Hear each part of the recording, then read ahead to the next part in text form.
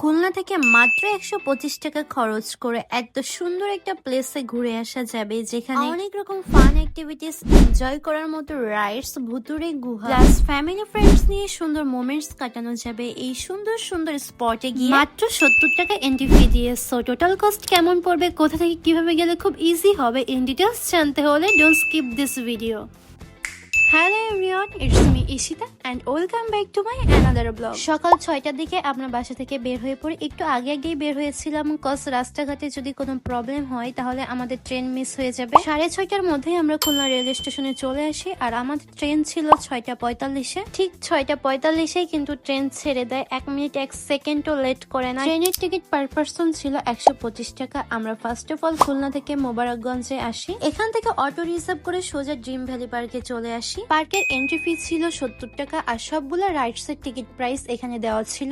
আমরা তো আগে থেকেই প্ল্যান করে এসেছিলাম যে সবগুলাতেই আমরা উঠবো, যেহেতু আমরা অনেক সকালে পৌঁছে গিয়েছিলাম, যার জন্য আমরা পার্কে ঢুকে আগে পুরো পার্কটা ঘুরে দেখি। এখানে আমি 2 বছর আগে একবার এসেছি আমার ভার্সিটি পিকনিকে, বাট তখন এত সুন্দর ছিল না। এখন অনেক কিছু নতুন করে করেছে দেখলাম। রাইডস বাদেও এখানে যে স্পট গুলো আছে এগুলো কিন্তু সামনে থেকে অ্যাকচুয়ালি ভিউটা অনেক সুন্দর। কিছু কিছু প্লেসে ফ্যামিলি ফ্রেন্ডস নিয়ে অনেক সুন্দর পিক তোলা যায়। সব থেকে সুন্দর দেখার মতো একটা স্পট, যেখানে ঢুকলে এই সুন্দর ব্রিজটা দেখা যাবে। আর সব থেকে ভালো লেগেছে আমার এখানের এই ঝর্ণাটা। এছাড়া ছোট্ট ছোট্ট স্পট আছে যেখানে অনেক সুন্দর পিকচার আসে। এখানে ঢুকতে গেলে পার পার্সন এন্ট্রি ফি পড়বে 20 টাকা করে। আমরা এখানে স্পিড বোর্ডে উঠি, আর এখানে স্পিড বোর্ডে উঠতে পার পার্সন আমাদের পড়েছিল 80 টাকা করে। 11টা-12টার দিকে আমরা ভেবেছিলাম ওয়াটার কিংডমে ঢুকবো, বাট ব্যাড লাক, এখানে তখন অনেক উল্টাপাল্টা ছেলেপেলে ঢুকছিল, যার জন্য আমরা এটা অ্যাভয়েড। এরপর এক এক করে আমরা সব রাইডস গুলায় উঠি, আর প্রত্যেকটা রাইডসে আমরা অনেক এনজয় করেছি, বাট আমি 2-1টা অ্যাভয়েড করেছি কজ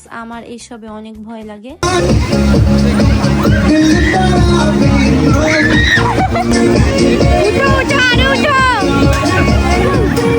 এরপর আমরা সবাই মিলে রোলার কোস্টারে উঠি, আর এখানকার রোলার কোস্টারটা তেমন একটা ভয় ছিল না, এরপরও কিন্তু আমি অনেক ভয় পেয়েছিলাম। সব থেকে বেশি মজা লেগেছে আমার এই সুইং চেয়ারে উঠে। এখানে ওঠার পর একটা অন্য রকম ফিল চলে আসতেছিল। এছাড়াও এখানে বাচ্চাদের জন্য অনেক রাইড ছিল, আর এই রাইডসটাই আমি বাদে সবাই উঠছিল, ফ্যামিলি ছোট থেকে শুরু করে বড় সবাই, বাট আমি এটা খুব ভয় পাচ্ছিলাম, যার জন্য আমি সাহস করে উঠতে পারি। সবগুলা রাইডস এর টিকিট প্রাইস কিন্তু ভিডিওর ফার্স্টেই দেওয়া ছিল। এরপরে আমরা হচ্ছে এই ভুতুরে ট্রেনটায় উঠি, কজ আমি জানি যে এই ট্রেনে ওঠার পর কোনো ভয় লাগবে না। আর ভিতরে ট্রেন ঢোকার পরে যে আহামরি ভয়ের কিছু আছে তেমন না, বাট এখানে বাচ্চারা অনেক ভয় পেতে পারে।